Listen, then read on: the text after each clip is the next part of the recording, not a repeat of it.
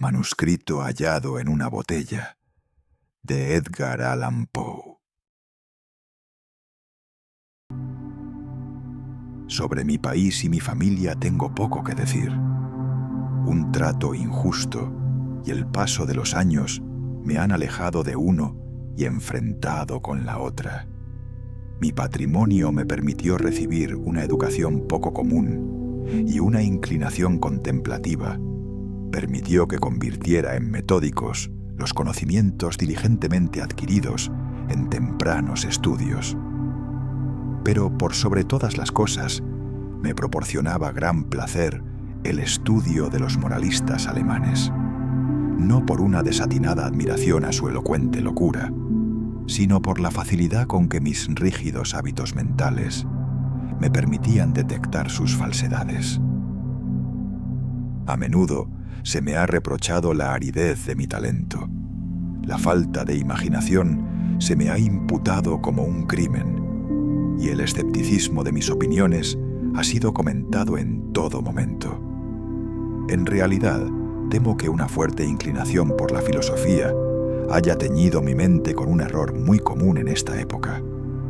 Hablo de la costumbre de referir sucesos, aun los menos susceptibles de dicha referencia, a los principios de esa disciplina. En definitiva, no creo que exista nadie menos propenso que yo a alejarse de los severos límites de la verdad, dejándose llevar por los desvaríos de la superstición. Me ha parecido conveniente sentar esta premisa para que la historia increíble que debo narrar no sea considerada el desvarío de una imaginación desbocada, sino la experiencia auténtica de una mente para quien los ensueños de la fantasía han sido totalmente descartados de antemano. Después de muchos años de viajar por el extranjero, en el año 1890 me embarqué en el puerto de Batavia, en la próspera y populosa isla de Java, en un crucero por el archipiélago de las Islas Sonda. Iba en calidad de pasajero, solo inducido por una especie de nerviosa inquietud que me acosaba como un espíritu malévolo. Nuestro hermoso navío, de unas 400 toneladas, había sido construido en Bombay en madera de teca de Malabar con remaches de cobre. Transportaba una carga de algodón en rama y aceite de las islas Laquevidas. También llevábamos a bordo fibra de corteza de coco, azúcar moreno de las islas orientales, manteca clarificada de leche de búfalo, granos de cacao y algunos cajones de opio. La carga había sido mal estibada y el barco escoraba. Zarpamos apenas impulsados por una leve brisa y durante muchos días permanecimos cerca de la costa oriental de Java, sin otro incidente que quebrara la monotonía de nuestro curso que el ocasional encuentro con los pequeños barquitos de 2 mástiles del archipiélago al que nos dirigíamos.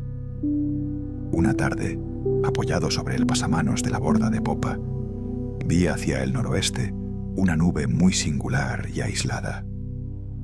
Era notable, no solo por su color, sino por ser la primera que veíamos desde nuestra partida de Batavia.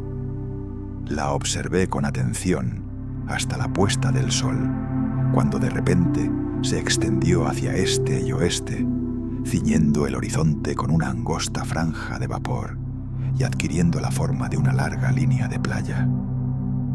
Pronto atrajo mi atención la coloración de un tono rojo oscuro de la luna y la extraña apariencia del mar. Este sufría una rápida transformación y el agua parecía más transparente que de costumbre.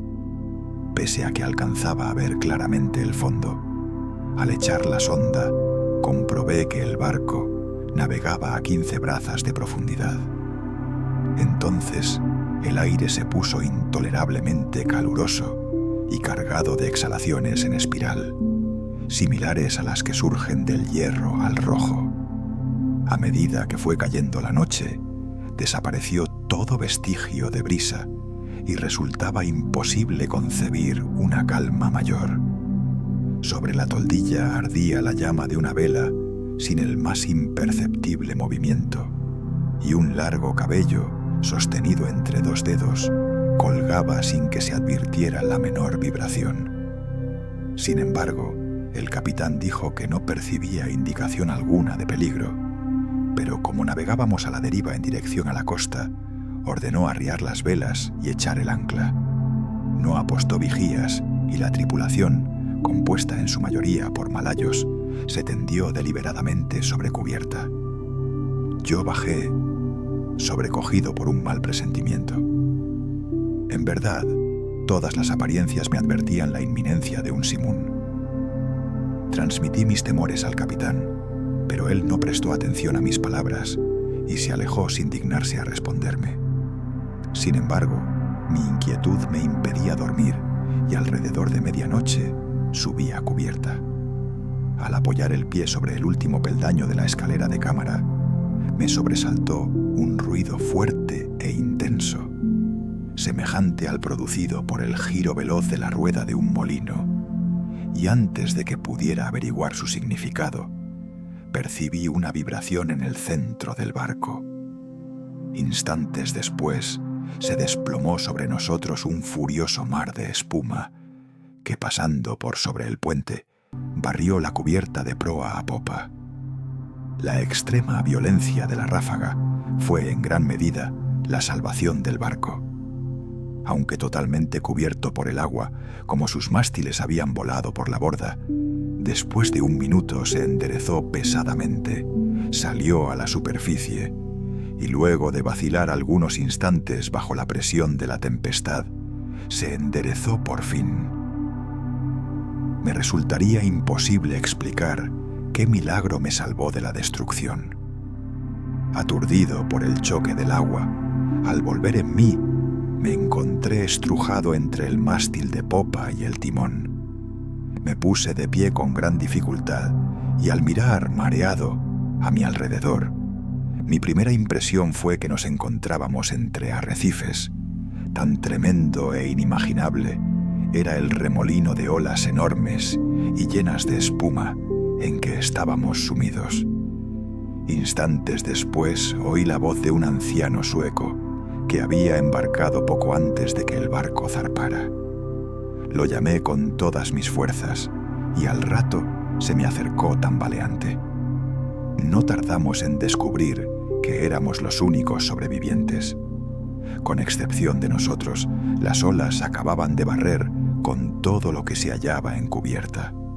El capitán y los oficiales debían haber muerto mientras dormían, porque los camarotes estaban totalmente anegados. Sin ayuda, era poco lo que podíamos hacer por la seguridad del barco, y nos paralizó la convicción de que no tardaríamos en zozobrar. Por cierto, que el primer embate del huracán destrozó el cable del ancla, porque de no ser así, nos habríamos hundido instantáneamente. Navegábamos a una velocidad tremenda y las olas rompían sobre nosotros. El maderamen de popa estaba hecho añicos y todo el barco había sufrido gravísimas averías, pero comprobamos con júbilo que las bombas no estaban atascadas y que el lastre no parecía haberse descentrado. La primera ráfaga había amainado y la violencia del viento ya no entrañaba gran peligro, pero la posibilidad de que cesara por completo nos aterrorizaba, convencidos de que en medio del oleaje siguiente, sin duda, moriríamos. Pero no parecía probable que el justificado temor se convirtiera en una pronta realidad. Durante 5 días y noches completos, en los cuales nuestro único alimento consistió en una pequeña cantidad de melaza que trabajosamente logramos procurarnos en el castillo de proa, la carcasa del barco avanzó a una velocidad imposible de calcular, impulsada por sucesivas ráfagas que, sin igualar la violencia del primitivo simoon, eran más aterrorizantes que cualquier otra tempestad vivida por mí en el pasado. Con pequeñas variantes, durante los primeros 4 días, nuestro curso fue sudeste y debimos haber costeado Nueva Holanda. Al 5.º día el frío era intenso, pese a que el viento había girado un punto hacia el norte. El sol nacía con una enfermiza coloración amarillenta y trepaba apenas unos grados sobre el horizonte sin irradiar una decidida luminosidad. No había nubes a la vista y sin embargo el viento arreciaba y soplaba con furia despareja e irregular. Alrededor de mediodía, aproximadamente, porque solo podíamos adivinar la hora, volvió a llamarnos la atención la apariencia del sol.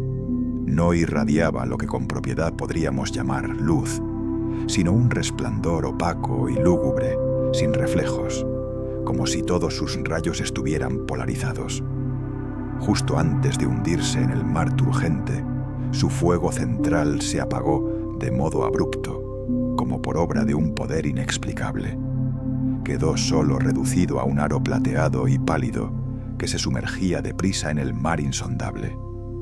Esperamos en vano la llegada del sexto día, ese día que para mí no ha llegado y que para el sueco no llegó nunca. A partir de aquel momento quedamos sumidos en una profunda oscuridad, a tal punto que no hubiéramos podido ver un objeto a 20 pasos del barco. La noche eterna continuó envolviéndonos, ni siquiera atenuada por la fosforescencia brillante del mar a la que nos habíamos acostumbrado en los trópicos.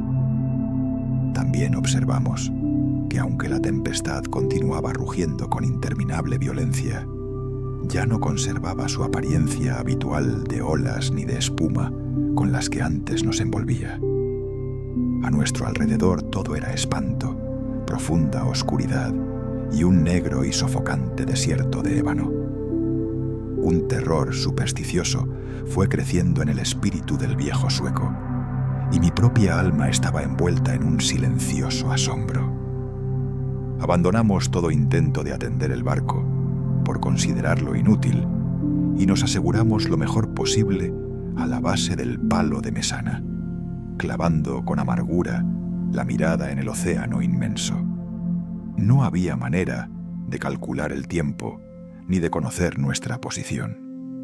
Sin embargo, teníamos plena conciencia de haber avanzado más hacia el sur que cualquier otro navegante anterior, y nos asombró no encontrar los habituales impedimentos de hielo. Mientras tanto, cada instante amenazaba con ser el último de nuestras vidas. Olas enormes, como montañas, se precipitaban para abatirnos. El oleaje sobrepasaba todo lo que yo hubiera imaginado, y fue un milagro que no zozobráramos instantáneamente.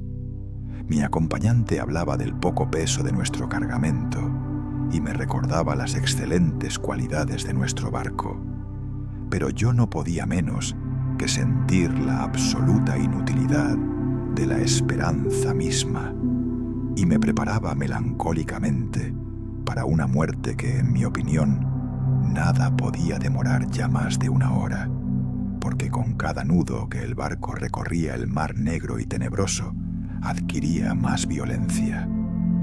Por momentos jadeábamos para respirar, elevados a una altura superior a la del albatros, y otras veces nos mareaba la velocidad de nuestro descenso a un infierno acuoso, donde el aire se estancaba y ningún sonido turbaba el sopor del aire. Nos encontrábamos en el fondo de uno de esos abismos, cuando un repentino grito de mi compañero resonó horriblemente en la noche. «¡Mire, mire!», exclamó chillando junto a mi oído. «Dios Todopoderoso, mire, mire». Mientras hablaba, percibí el resplandor de una luz mortecina y rojiza que recorría los costados del inmenso abismo en que nos encontrábamos, arrojando cierto brillo sobre nuestra cubierta. Al levantar la mirada, contemplé un espectáculo que me heló la sangre. A una altura tremenda, directamente encima de nosotros y al borde mismo del precipicio líquido, flotaba un gigantesco navío de quizás 4.000 toneladas. Pese a estar en la cresta de una ola que lo sobrepasaba más de 100 veces en altura, su tamaño excedía el de cualquier barco de línea o de la Compañía de Islas Orientales. Su enorme casco era de un negro profundo y sucio, y no lo adornaban los acostumbrados mascarones de los navíos. Una sola hilera de cañones de bronce asomaba por los portañolas abiertas, y sus relucientes superficies reflejaban las luces de innumerables linternas de combate que se balanceaban de un lado al otro en las jarcias. Pero lo que más asombro y estupefacción nos provocó fue que en medio de ese mar sobrenatural y de ese huracán ingobernable navegara con todas las velas desplegadas. Al verlo por primera vez, solo distinguimos su proa, y poco a poco fue alzándose sobre el sombrío y horrible torbellino. Durante un momento de intenso terror, se detuvo sobre el vertiginoso pináculo, como si contemplara su propia sublimidad. Después se estremeció, vaciló y se precipitó sobre nosotros. En ese instante, no sé qué repentino dominio de mí mismo surgió de mi espíritu. A los tropezones retrocedí todo lo que pude hacia popa, y allí esperé sin temor la catástrofe. Nuestro propio barco había abandonado por fin la lucha y se hundía de proa en el mar. En consecuencia, recibió el impacto de la masa descendente en la parte ya sumergida de su estructura, y el resultado inevitable fue que me vi lanzado con violencia irresistible contra las cuerdas del barco desconocido. En el momento en que caí, la nave viró y se escoró, y supuse que la consiguiente confusión había impedido que la tripulación reparara en mi presencia. Me dirigí sin dificultad y sin ser visto hasta la escotilla principal, que se encontraba parcialmente abierta, y pronto encontré la oportunidad de ocultarme en la bodega. No podría explicar por qué lo hice. Tal vez el principal motivo haya sido la indefinible sensación de temor que desde el primer instante me provocaron los tripulantes de ese navío. No estaba dispuesto a confiarme a personas que a primera vista me producían una vaga extrañeza, duda y aprensión. Por lo tanto, consideré conveniente encontrar un escondite en la bodega. Lo logré moviendo una pequeña porción de la armazón, y así me aseguré un refugio conveniente entre las enormes cuadernas del buque. Apenas había completado mi trabajo cuando el sonido de pasos en la bodega me obligó a detenerme. Junto a mi escondite pasó un hombre que avanzaba con pasos débiles y andar inseguro. No alcancé a verle el rostro, pero tuve oportunidad de observar su apariencia general. Todo en él denotaba poca firmeza y una avanzada edad. Bajo el peso de los años le temblaban las rodillas y su cuerpo parecía agobiado por una gran carga. Murmuraba en voz baja, como hablando consigo mismo. Pronunciaba palabras entrecortadas en un idioma que yo no comprendía y empezó a tantear una pila de instrumentos de aspecto singular y de viejas cartas de navegación que había en un rincón. Su actitud era una extraña mezcla de la terquedad de la segunda infancia y la solemne dignidad de un dios. Por fin subió nuevamente a cubierta y no lo volví a ver. Un sentimiento que no puedo definir se ha posesionado de mi alma. Es una sensación que no admite análisis, frente a la cual las experiencias de épocas pasadas resultan inadecuadas y cuya clave, me temo, no me será ofrecida por el futuro. Para una mente como la mía, esta última consideración es una tortura.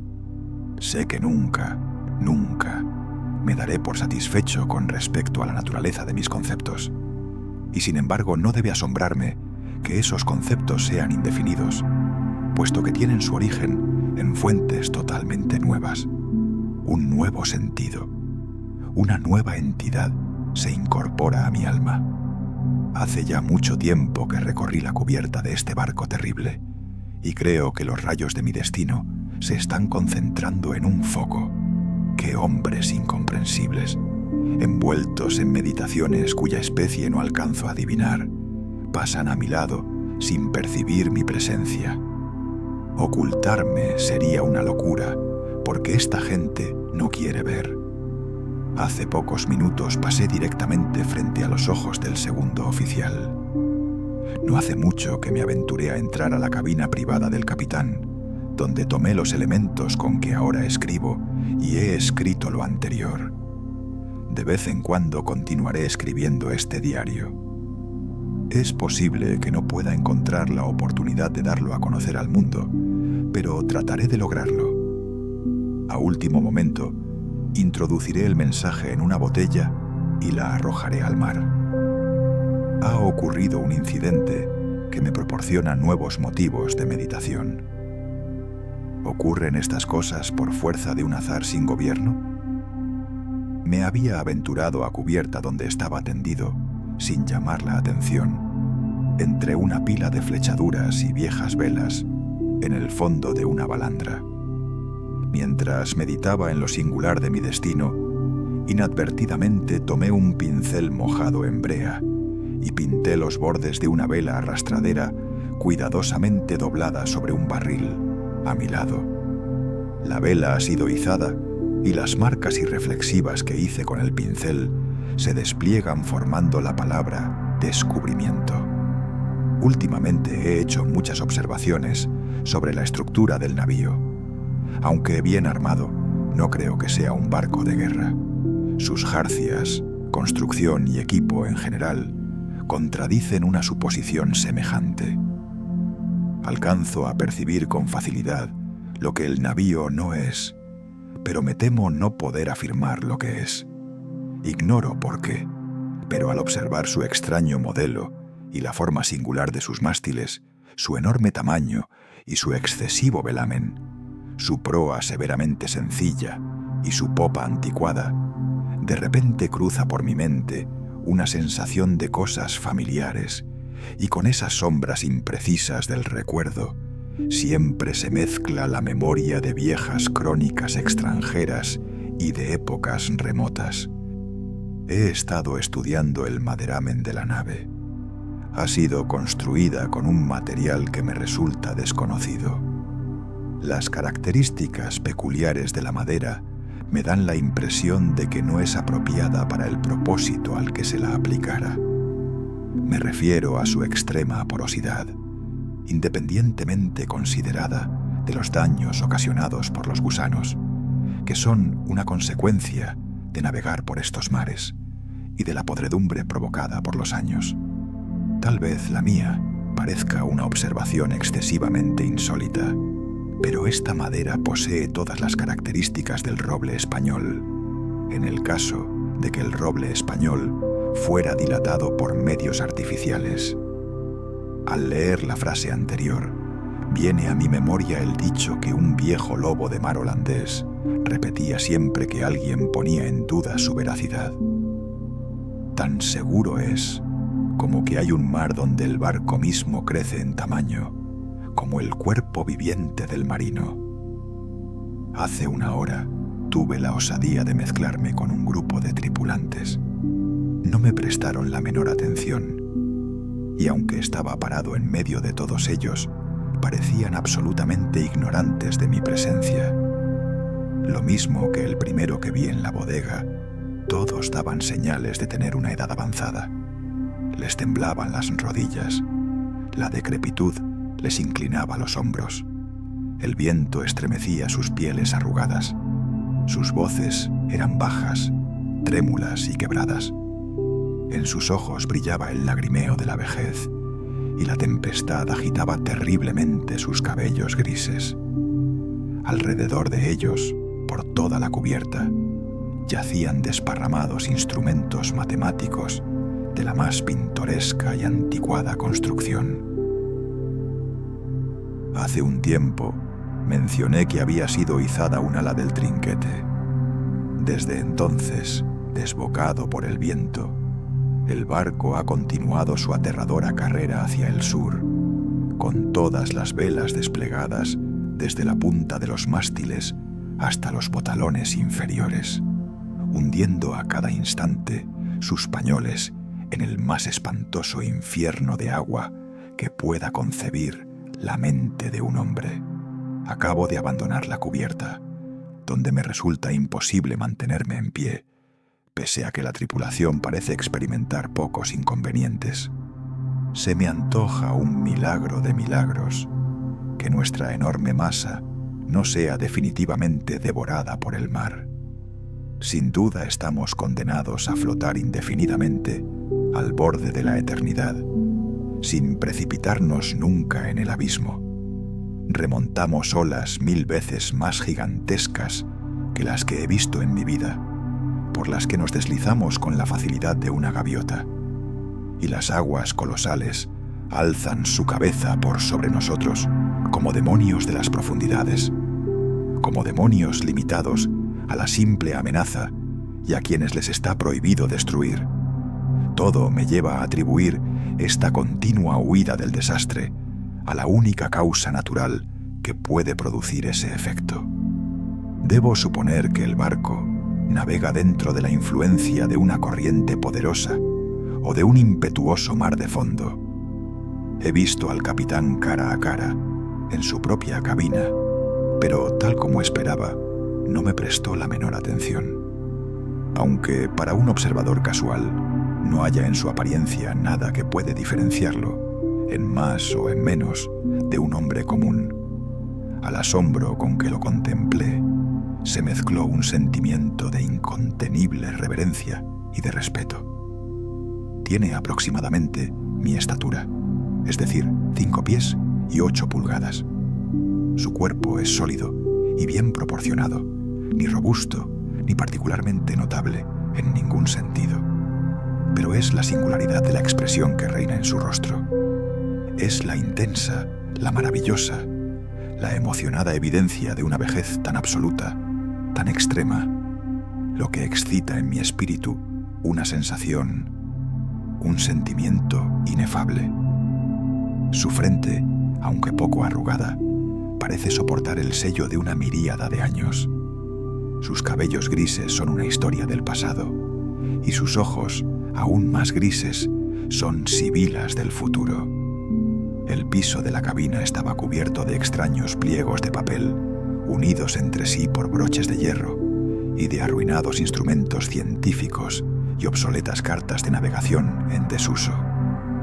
Con la cabeza apoyada en las manos, el capitán contemplaba con mirada inquieta un papel que supuse sería una concesión y que, en todo caso, llevaba la firma de un monarca.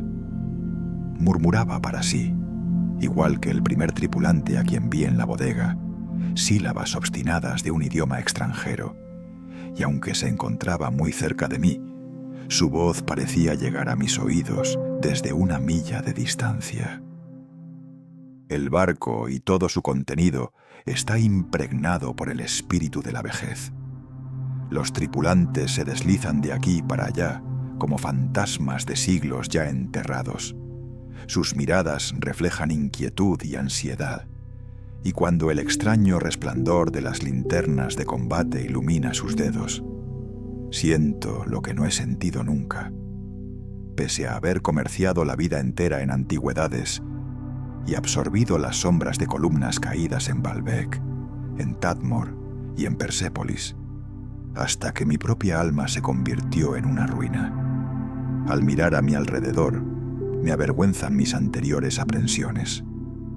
Si temblé ante la ráfaga que nos ha perseguido hasta ahora, ¿cómo no horrorizarme ante un asalto de viento y mar, para definir los cuales las palabras tornado y simún resultan triviales e ineficaces?